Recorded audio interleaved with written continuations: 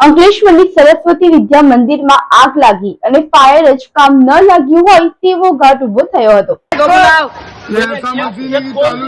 पानी थोड़ा भी नहीं आ रहा है, देखिए पूरा खोला है, ये पूरा खोल दिया, पानी कुछ भी नहीं आ रहा है ना, ये पाइप में आ रहा है। तो अच्छा है, हम लोग इतने लोग थे तो बाल्टी बाल्टी पानी लेके आए। पानी नहीं आ रहा है, बाल्टी बाल्टी पानी ला रहे हैं।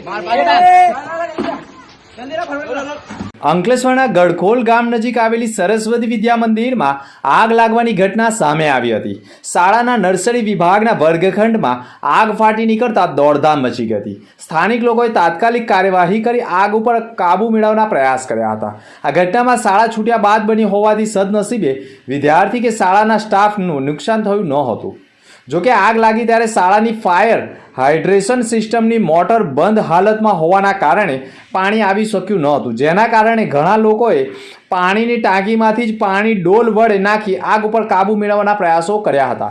ત્યારે આવા જ શૈક્ષણિક વિભાગોમાં ફાયર એનઓસી કેટલી કાર્યરત છે અને સમયસર ચાલી શકે તેમ છે કે કેમ તે દિશામાં પણ તપાસ કરવાની જરૂર છે। શિક્ષણ વિભાગે પણ ઓચિંતી અથવા તો ફાયર વિભાગ દ્વારા પણ શાળામાં ચાલતી ફાયર સેફટી કેટલીક સુરક્ષિત અને ચાલુ હાલતમાં છે કે કેમ તેની સરપ્રાઇઝ પણ ચેકિંગ કરવાની જરૂર છે।